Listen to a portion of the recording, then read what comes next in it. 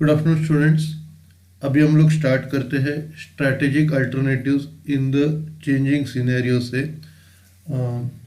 Organisation need to adopt certain strategy. Organisation को कुछ strategy adopt करना पड़ता है।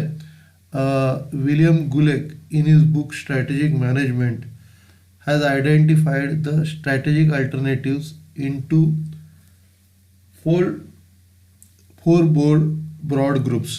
तो ये जो विलियम ग्लुक करके ऑथर है, उसने अपना एक बुक लिखा है स्ट्रैटेजिक मैनेजमेंट। उसमें चार अल्टरनेटिव्स को उसने आइडेंटिफाई किया है। तो सबसे पहला जो है stability strategy. Stability strategy refers to maintaining status quo, that is existing status of business operation. मतलब इसमें पहले से जो स्ट्रैटेजी एडॉप्ट कर रहे हैं उसके ऊपर फोकस किया जाता है। It implies continuing the current activities of the firm without any significant changes. उसमें क्या होता है कि हम लोग जो भी करंट एक्टिविटीज़ कर रहे हैं वो कंटिन्यू करते हैं और उसमें कुछ चेंजेस करते हैं, लेकिन वो क्या इतने इम्पोर्टेंट नहीं रहते। It aims at slow growth rate. उसका जो ऑब्जेक्ट रहता है स्लो ग्रोथ अचीव करना। A firm is said to be following a stability strategy if it is satisfied with the same consumer group and maintaining the same market share. The management does not take any risks that might be associated with expansion or growth. तो कैसे identify करने का कि कौन सी company stability strategy adopt कर रही है। तो उसमें जिस स्ट्रैटेजी में अपना जो कंज्यूमर ग्रुप है वो सेटिस्फाइड है, जो भी अपने कंज्यूमर्स कस्टमर लोग हैं वो सेटिस्फाइड है और उनका मार्केट शेयर चेंज नहीं हो गया है, मार्केट शेयर सेम है और मैनेजमेंट कुछ रिस्क नहीं ले रही है, जो एक्सपेंशन या ग्रोथ से रिलेटेड कुछ रिस्क नहीं ले रही है। तो ऐसी फर्म स्टेबिलिटी स्ट्रैटेजी अडॉप्ट कर रही है। Stability strategy is preferred by small business or firms in a mature stage of development strategy. Development stability strategy is pursuing doing well. तो कौन से फर्म्स स्टेबिलिटी स्ट्रैटेजी अडॉप्ट करती है? जो छोटे बिजनेस है या जो मैच्योरिटी स्टेज पे चल रहे हैं वो फर्म्स ये स्टेबिलिटी स्ट्रैटेजी अडॉप्ट करती है। It is less risky easier and more comfortable. उसमें ज़्यादा रिस्क नहीं रहता, इजी रहती है और वो कंफर्टेबल है। हर कोई वो स्ट्रैटेजी अडॉप्ट कर सकता है।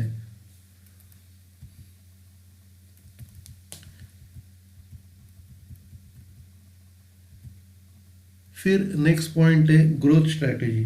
अभी growth strategy refers to a strategic plan formulated and implemented for expanding a firms business. अभी ये ग्रोथ स्ट्रैटेजी क्या है? ये एक स्ट्रैटेजिक प्लान है जो बनाया गया है और इम्प्लीमेंट किया है फर्म का बिजनेस एक्सपैंड करने के लिए। Growth strategy is the much talked in the present Indian environment. तो ये सबसे ज़्यादा उसके बारे में हम लोग बातचीत करते हैं इंडियन एनवायरनमेंट में। Growth means an increase in the size or scale of operation of a firm, usually accompanied by increase in resources and output. Growth का मतलब होता है अपना बिजनेस को बढ़ाना और जिसमें अपना रिसोर्सेज जैसे मेन मटेरियल ये सब है इनको बढ़ाना और आउटपुट मतलब प्रोडक्शन बढ़ाना ये इंक्लूड होता है। In life of any organisation growth is necessary at some point of time. अभी अगर ऑर्गेनाइजेशन के लाइफ देखना अगर चाहते हो तो उसमें ग्रोथ बहुत इम्पॉर्टेंट है। ग्रोथ के बिना बिजनेस या ऑर्गेनाइजेशन सरवाइव नहीं कर सकता। As a matter of fact growth is pre condition for the survival of the business. ये एक इम्पॉर्टेंट पॉइंट है कि ग्रोथ अगर सर्वाइव करना है बिजनेस में तो बिजनेस की ग्रोथ होनी चाहिए।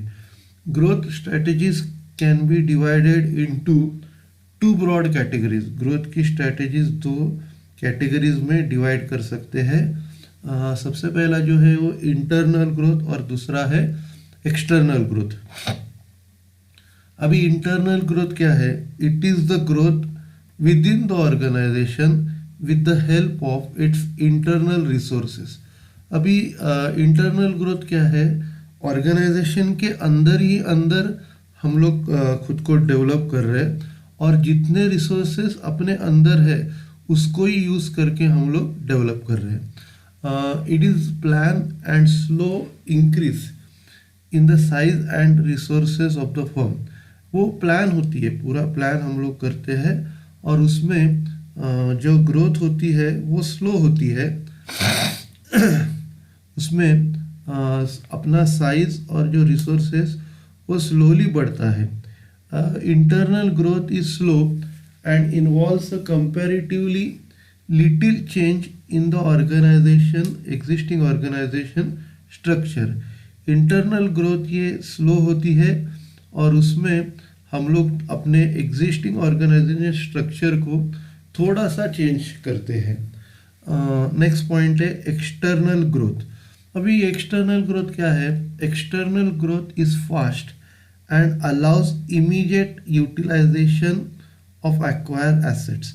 तो ये एक्सटर्नल ग्रोथ जो होती है वो फास्ट होती है और उसमें हम लोग अपने एसेट्स को इमीडिएटली यूटिलाइज करते हैं। फिर अगली जो स्ट्रैटेजी है वो है retrenchment strategy. Retrenchment strategy through less frequently used been pursued by various companies successfully।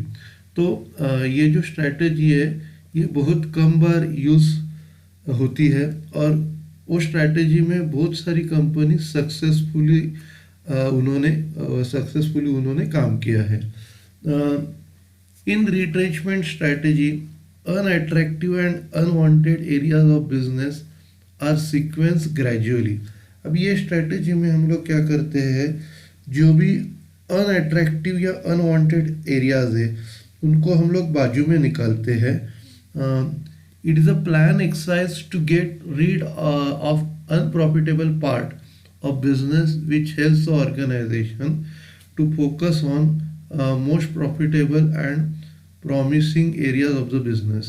ये एक प्लान एक्सरसाइज है जिससे हम लोग जो अनप्रॉफिटेबल पार्ट है उसमें से निकल के जो प्रॉफिटेबल और प्रॉमिसिंग एरियाज है उसके ऊपर ध्यान दे सकते हैं।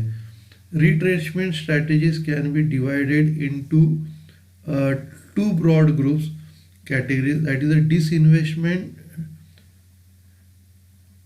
Divestment strategy and liquidation strategy. Retrenchment strategy के हम लोग दो पार्ट में डिवाइड कर सकते हैं। सबसे पहले जो है वो है डाइवेस्टमेंट स्ट्रैटेजी और दूसरा है लिक्विडेशन स्ट्रैटेजी। अभी डी इन्वेस्टमेंट स्ट्रैटेजी में क्या होता है? Divestment involves the sale or liquidation of a portion of major division और segment of business unit। इसमें हम लोग क्या करते हैं, अपने बिजनेस का कुछ हिस्सा या पोर्शन हम लोग बेचते हैं, कुछ हिस्सा या पोर्शन हम लोग इसमें बेचते हैं। और दूसरा है liquidation strategy. Retrenchment strategy considered the most extreme and unattractive is liquidation. तो लिक्विडेशन मतलब फर्म को बंद करना।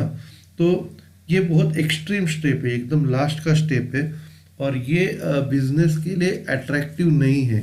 तो ये जो होता है लिक्विडेशन स्ट्रैटेजी, जो सबसे सबसे सबसे लास्ट में होता है।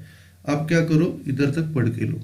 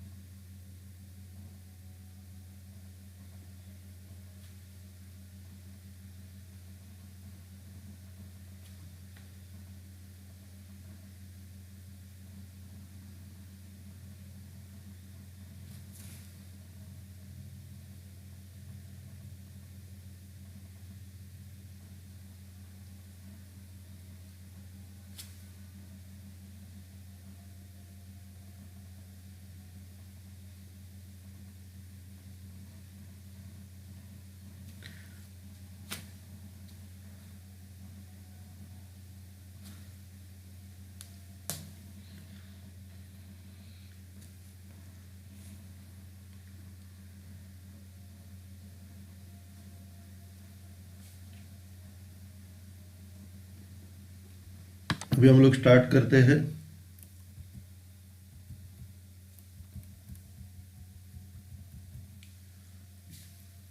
तो लिक्विडेशन स्ट्रैटेजी में क्या होता है? Strategy which involves closing down a firm and selling it's business. मतलब इस स्ट्रैटेजी में बिजनेस को बंद करना और उसके एसेट्स को सेल करना ये शामिल होता है।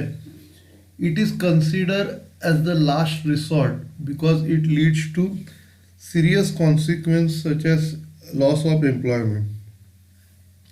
तो ये सबसे आखिर का रिसॉर्ट है, क्योंकि उसके वजह से क्या है, बहुत सीरियस इफेक्ट होते हैं, जैसे लोगों का जॉब जाता है। ओके, फिर नेक्स्ट है combination strategy. Combination strategy refers to combination of stability, expansion and retrenchment strategy. अभी इसमें क्या करता है, हम लोग जो 3 स्ट्रैटेजी है उनको इकट्ठा करते हैं, जैसे स्टेबिलिटी है, एक्सपेंशन है और रिट्रेचमेंट है। In every combination 2 or more business units come together and adopt uniform policies for achieving common objectives। अभी इसमें क्या होता है, 2 या ज़्यादा बिजनेस इकट्ठा आते हैं और जो यूनिफॉर्म ऑब्जेक्टिव्स है उनको अचीव करने के लिए 2 या ज़्यादा फर्म इकट्ठा आती है जो उनके सेम ऑब्जेक्टिव्स है वो अचीव करने के लिए। Combinations are useful for eliminating risk and uncertainties of business. तो ये क्यों चाहिए? क्योंकि उससे अपने रिस्क और अनसर्टेनिटीज कम हो जाते हैं। Combination is a revolution against risk. तो ये कॉम्बिनेशन क्या होता है, ये एक रिवॉल्यूशन है जो रिस्क के अगेंस्ट हम लोग लेते हैं। बाद में नेक्स्ट पॉइंट है restructuring strategies.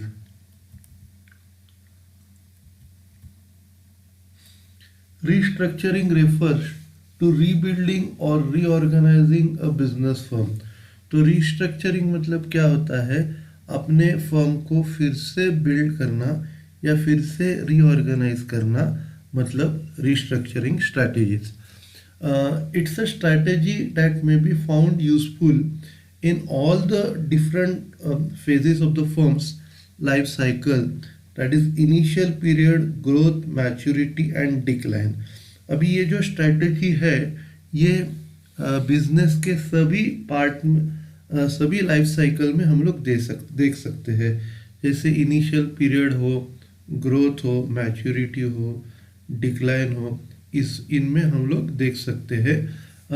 It may be found useful in postponing the date of the firm, that is a dissolution और लिक्विडेशन ऑफ द कंपनी। अभी इसका फ़ायदा क्या होता है कि हम लोग अपना डिसोल्यूशन या लिक्विडेशन, मतलब जो डेट करके कहलाता है, उसको हम लोग पोस्ट कर सकते हैं, आगे खींच सकते हैं। The following are the various strategy of corporate restructuring। अभी important strategies क्या क्या है corporate structuring की? सबसे पहली जो है मर्जर का मतलब है 2 या ज़्यादा फर्म्स को इकट्ठा कराना।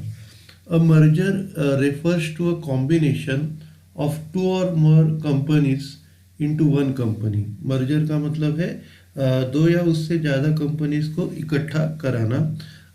इट में इन्वॉल्व एब्सॉर्प्शन और कंसोलिडेशन।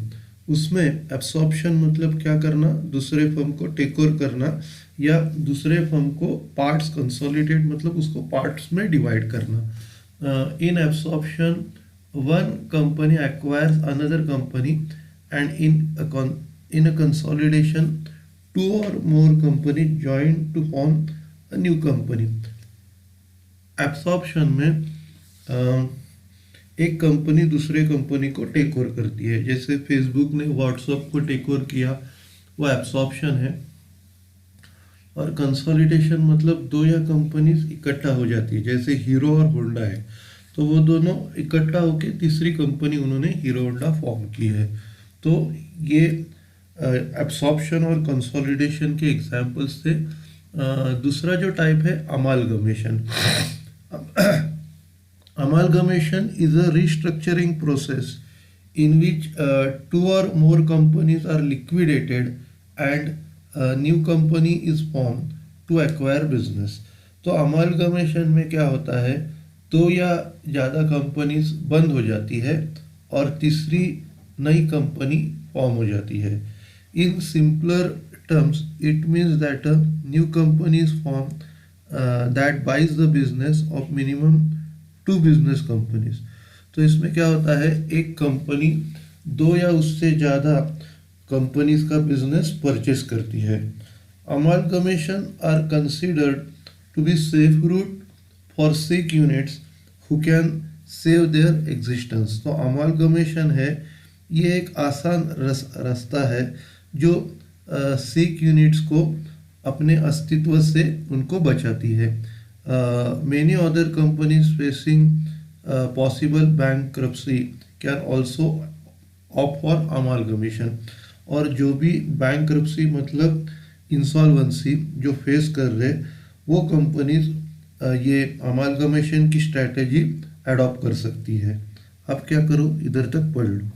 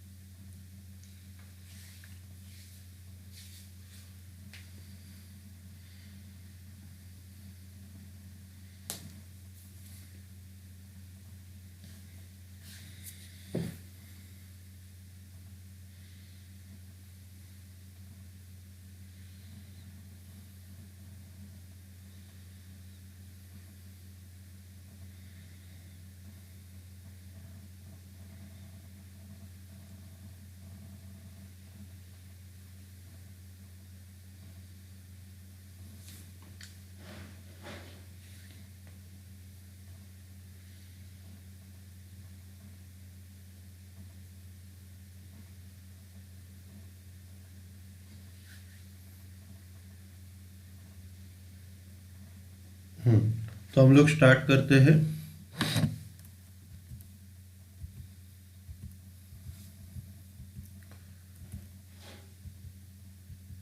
अगला जो पॉइंट है एक्विजिशंस या take overs. Acquisitions refers to a situation where one firm acquire the assets and liabilities of another firm. इसमें क्या होता है, एक फर्म दूसरे फर्म के एसेट्स और लायबिलिटीज को टेक ओवर करती है। The shareholder of the dissolved firm are paid either cash or given shares in acquiring company। तो जो शेयर होल्डर्स है बंद हुए कंपनी के, उनको आइदर कैश दी जाती है या उनको शेयर्स दिए जाते हैं। Take over is a form of acquisition which requires to acquiring of controlling interest of a company with or without the consent of the owners। तो उसमें क्या होता है कि कंट्रोलिंग इंटरेस्ट मतलब जो ओनरशिप है या लोगों को ऑर्डर देने का जो उनका रिस्पॉन्सिबिलिटी है, लोगों को हम लोग काम करने को बोल सके, तो इसको बोलते हैं कंट्रोलिंग इंटरेस्ट। मतलब जो ओनरशिप है, जो राइट है, वो सब नए कंपनी का होगा।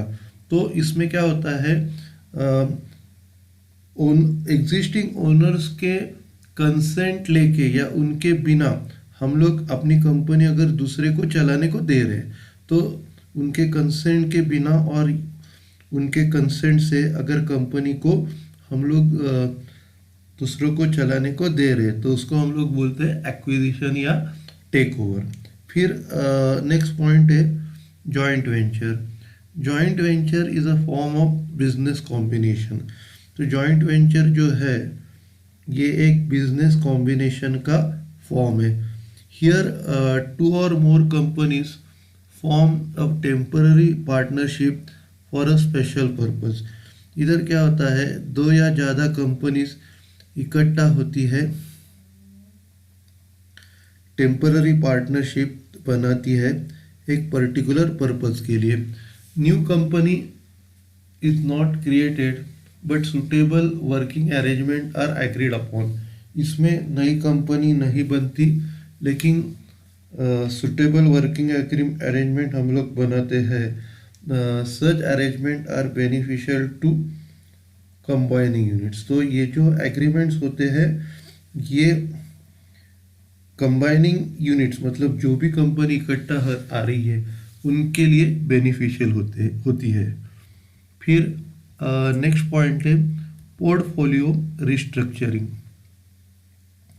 पोर्टफोलियो रिस्ट्रक्चरिंग मीन्स एडिशन और डिस्पोजल फ्रॉम कंपनीज बिजनेस। तो इसमें क्या होता है कि हम लोग क्या करते हैं, दूसरे कंपनी के कुछ शेयर्स परचेस करते हैं या कुछ शेयर्स को हम लोग बेच रहे हैं।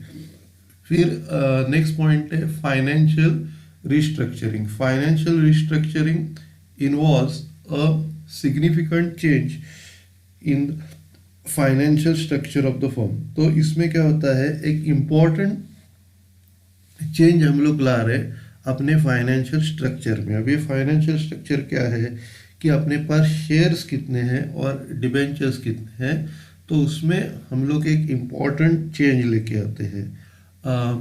फिर नेक्स्ट पॉइंट है organisational restructuring. Organisational restructuring has become a common practice amongst firm in order to match the growing competition in market। अभी ये ऑर्गेनाइजेशनल रिस्ट्रक्चरिंग होता है, ये बहुत कॉमन देखा गया है कि जिसका फ़ायदा क्या होता है कि हम लोग कंपटीशन को फेस कर सकते हैं। It denotes changing the organisation structure of the company for the betterment of the business. उसमें क्या इन्वॉल्व है, उसमें ऑर्गेनाइजेशन स्ट्रक्चर को हम लोग चेंज करते हैं अपने कंपनी के अच्छे के लिए, बेटरमेंट के लिए ऑर्गेनाइजेशन स्ट्रक्चर को हम लोग चेंज करते हैं। नेक्स्ट पॉइंट है privatisation. Privatisation refers to a process that reduces the involvement of the government और public sector in the economic activities of a nation. अभी प्राइवेटाइजेशन में क्या होता है कि उसमें गवर्नमेंट या पब्लिक सेक्टर का इन्वॉल्वमेंट उस पर्टिकुलर सेक्टर में हम लोग कम करते हैं। फिर नेक्स्ट पॉइंट है need for restructuring. Following are the important reasons for restructuring the business enterprises. अभी बिजनेस को रिस्ट्रक्चरिंग क्यों करना पड़ता है, उसके रीजंस हम लोग पढ़ेंगे। सबसे पहला सिकनेस ऑफ द यूनिट, मतलब कुछ यूनिट जो है इंसॉल्वेंट हो चुके हैं, कुछ यूनिट्स को अपने लाइबिलिटीज पे नहीं कर पा रहे, तो ये सिक यूनिट्स है। whenever a unit becomes sick and is found economically unstable, then there is a need for restructuring। मतलब अगर कोई यूनिट अगर सिक हो गया है और उसको इकोनॉमिकली वो अनस्टेबल है, तो उधर रिस्ट्रक्चरिंग की गरज है। आप क्या करो, इधर तक पढ़ के लो।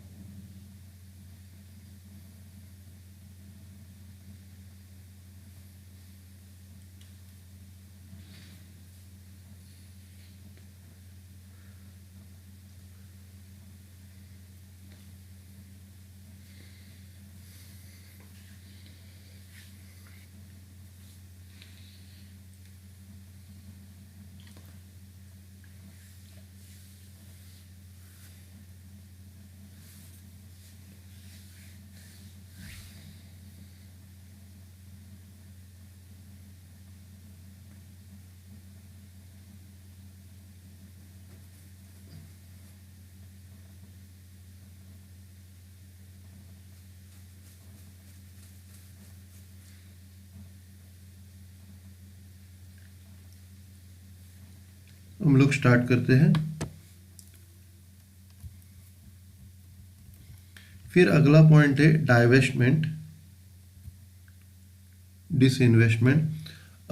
As a measure of restructuring, some companies sell a part of their assets in order to get rid of loss and making unit or to invite new partner. इसमें हम लोग क्या करते हैं, अपने कंपनी का कुछ पार्ट सेल करते हैं और या हम लोग दूसरा एक नया पार्टनर बनाते हैं जो अपने कंपनी में कुछ इन्वेस्टमेंट कर सके।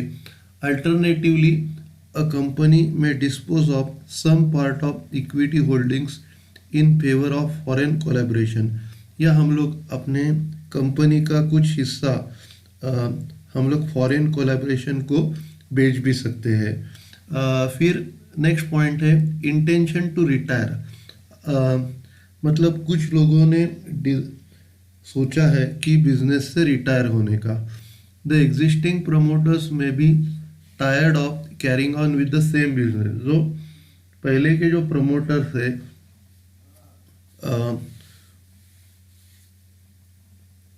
वो थक गए रहेंगे एक ही बिजनेस चला के, so they may think of retiring and changing the line of business by either re-entering into export business or any promising areas। तो अगर उन्होंने सोचा रहेगा कि हम लोग बिजनेस बदल के एक्सपोर्ट बिजनेस या दूसरे प्रॉमिसिंग एरियाज में चले जाए तो वो लोग ये स्ट्रैटेजी अडॉप्ट कर सकते हैं।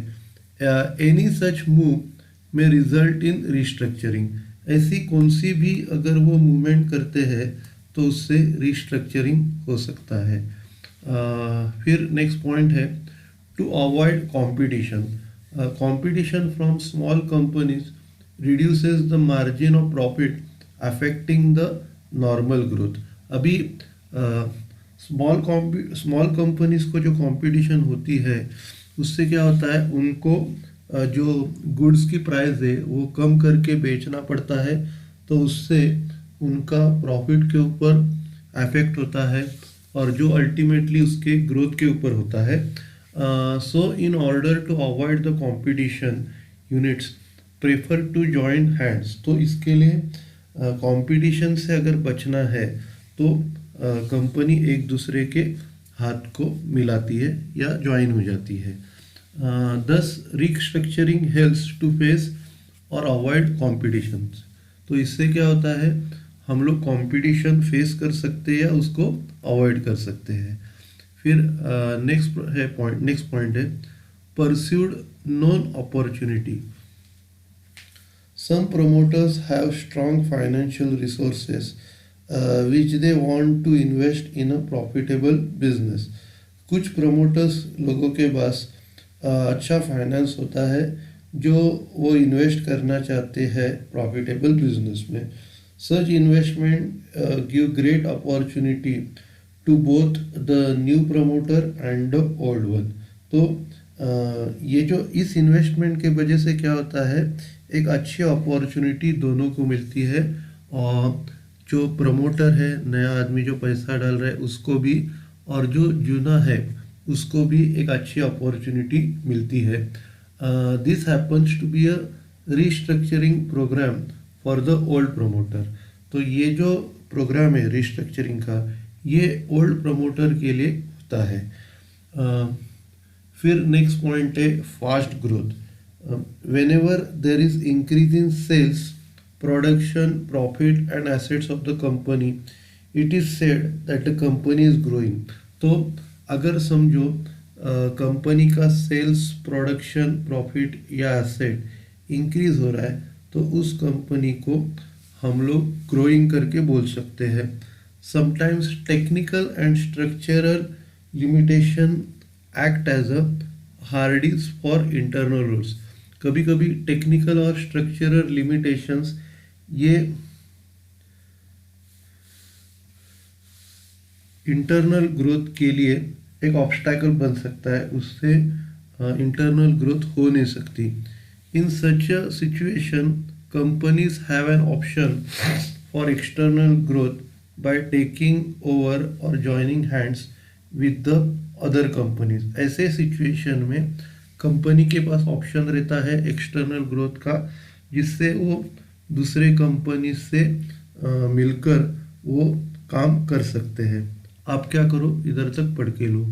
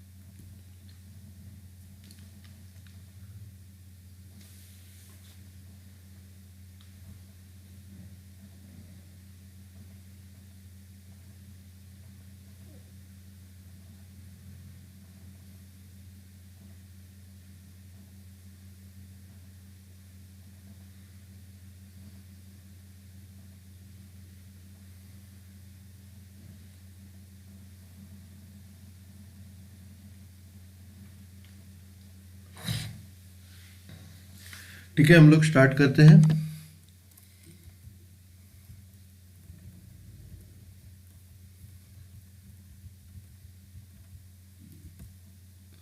नेक्स्ट पॉइंट है finance. Structuring in the form of merger और take over can be use to solve the problem of finance. तो स्ट्रक्चरिंग अगर मर्जर और टेक ओवर के फॉर्म में अगर ले रहे तो वो फाइनेंस का प्रॉब्लम सॉल्व कर सकता है। A company lacking financial resources can join hands with a stable and financially sound company। तो जिस कंपनी के पास फाइनेंस का प्रॉब्लम है वो अच्छे फाइनेंशियली साउंड कंपनी के साथ मिलकर काम कर सकती है। The funds can be use for modernisation. तो ये जो फंड्स मिल रहा है ये कंपनी के मॉडर्नाइजेशन के काम में आ सकता है।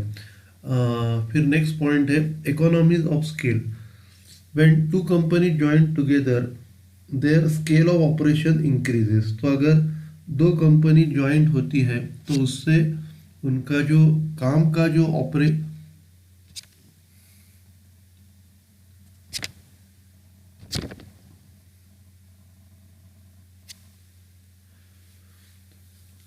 तो काम का जो स्केल है उनका, जो भी काम काज है वो उनका बढ़ता है। There can be a better and optimum utilisation of all available resources, development facilities, marketing and development activities etcetera. तो उससे क्या होता है कि हम लोग अपने रिसोर्स को अच्छी तरह यूज़ कर सकते हैं, अपने डेवलपमेंट फैसिलिटीज़ को बढ़ा सकते हैं और मार्केटिंग और डिस्ट्रीब्यूशन एक्टिविटीज़ को बढ़ा सकते हैं। This helps them to reduce the overhead cost and the production cost. इससे क्या होता है वो अपने ओवरहेड और प्रोडक्शन कॉस्ट को बढ़ा सकते हैं। Reduction in overall cost helps to face competition in the market. तो अगर पूरी कॉस्ट अगर कम हो रही है तो उससे हम लोग क्या कर सकते हैं, कंपटीशन को फेस कर सकते हैं। फिर अगली स्ट्रैटेजी है turn on strategy. Turn on strategy can be referred as converting a loss making unit into profitable unit. अब ये टर्न ऑन स्ट्रैटेजी क्या है, जिससे हम लोग लॉस मेकिंग यूनिट को प्रॉफिटेबल यूनिट में कन्वर्ट कर सकते हैं। In the dictionary of marketing by D.H. Collin, turn on means making the company profitable again. तो ये जो D.H. कोलिन की डिक्शनरी है मार्केटिंग के, उसके अनुसार टर्न ऑन का मतलब रहता है कंपनी को फिर से profitable banana. Turn on is possible only when company restructures its business operation। Turn on कब पॉसिबल हो सकता है, जब वो कंपनी के बिजनेस ऑपरेशंस को रिस्ट्रक्चर कर सकता है। Turnaround strategy is broader strategy and could include divestment strategy where a firm decides to divest or get out certain business and sale of units or division। इसमें क्या होता है, divestment के कुछ स्ट्रैटेजी शामिल हो सकती है जिसमें वो अपना कुछ बिजनेस सेल कर सकती है। Normally the turn strategy aims at improvement in declining sales और मार्केट शेयर एंड प्रॉफिट। तो इसमें क्या होता है कि हम लोग अपना जो सेल्स कम हो रहा है उसको हम लोग इम्प्रूव कर सकती है और अपने मार्केट शेयर और प्रॉफिट को बढ़ा सकती है। द डिक्लाइनिंग सेल्स और market share may be due to several factors both internal and external to the firm. अभी ये जो सेल कम हो रहा है या मार्केट शेयर कम हो रहा है, ये कुछ उसके इंटरनल या एक्सटर्नल फैक्टर्स के वजह से होता है। सम ऑफ दिस फैक्टर्स में include high cost of material, increase competition, recession, managerial efficiency etcetera. अभी उसमें से कुछ फैक्टर क्या हो सकते हैं कि मटेरियल का कॉस्ट बढ़ना, कंपटीशन इंक्रीज होना, रिसेशन मतलब मंदी आना, या मैनेजरियल एफिशिएंसी, ये सब फैक्टर्स हो सकते हैं। फिर अगला पॉइंट है essential of a successful turn on strategy. तो एक टर्न ऑन स्ट्रैटेजी असते, टर्न ऑन स्ट्रैटेजी के लिए क्या क्या इम्पॉर्टेंट है। Business can't be turn around without proper planning and support of the employees, share holders etcetera. तो बिजनेस जो है वो बिना एक अच्छे प्लानिंग या सब एम्प्लॉयज़ के सपोर्ट के बिना वो सक्सेसफुल हो नहीं सकता। आप क्या करो, इधर तक पढ़ के लो।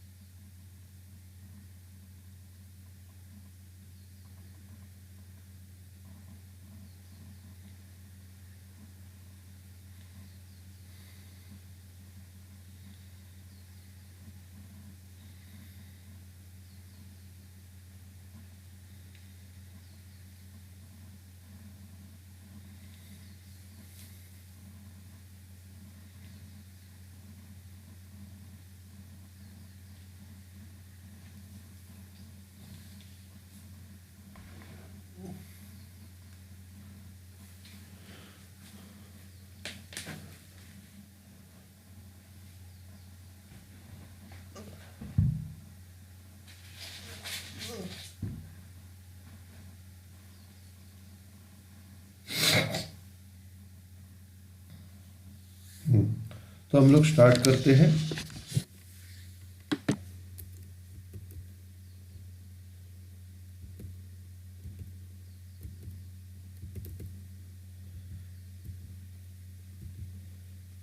तो इसमें सबसे पहला जो पॉइंट है इफेक्टिव लीडरशिप। तो to make turnout strategy successful there is a need to have a good leadership at all levels, specially at the top level management. तो अगर ये टर्नआउट स्ट्रैटेजी को सक्सेसफुल बनाने का है तो उसमें एक अच्छी लीडरशिप की ज़रूरत पड़ती है और मेजॉरिटी जो टॉप लेवल मैनेजमेंट है उधर अच्छा लीडर होना चाहिए। The CEO needs to be committed and dedicated to the organisation. तो जो उसका जो मालिक है सीईओ, चीफ एग्जीक्यूटिव ऑफिसर, तो उसको कमिटेड और डेडिकेटेड होना चाहिए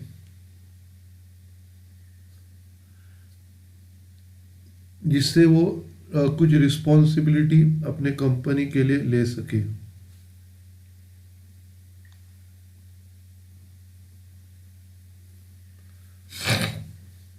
He needs to be a dynamic person with a creative skills to handle the turnaround strategy. तो वो एक डायनामिक पर्सन होना चाहिए, उसके पास स्किल होने चाहिए टर्न स्ट्रेटजी हैंडल करने के लिए.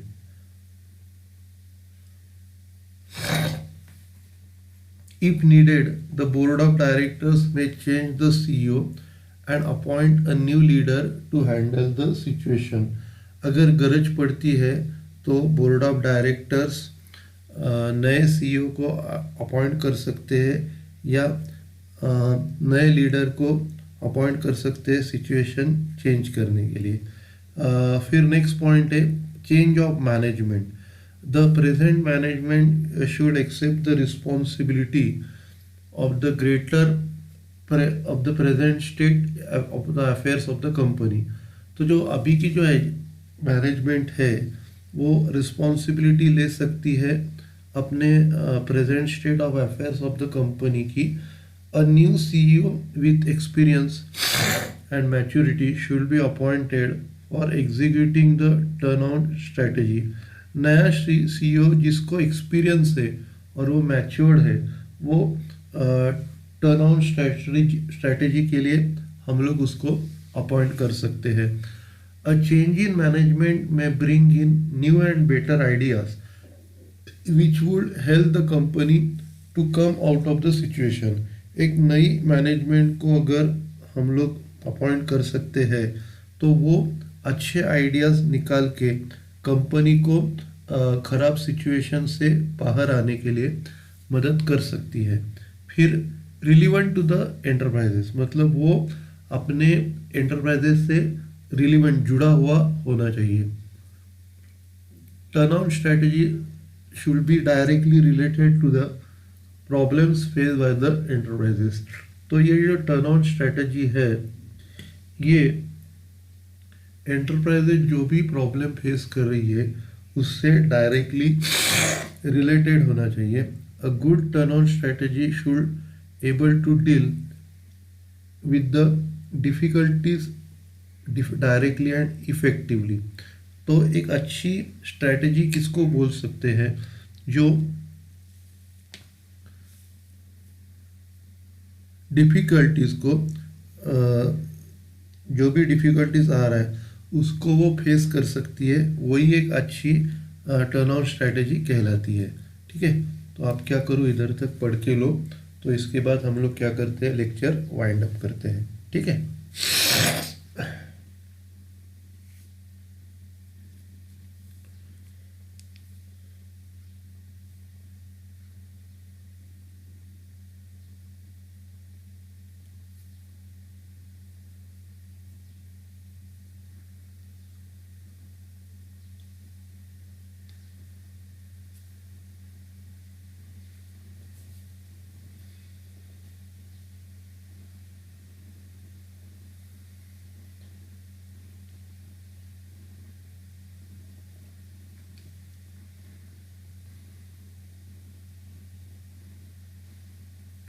ठीक है, तो हम लोग इधर स्टॉप करते हैं.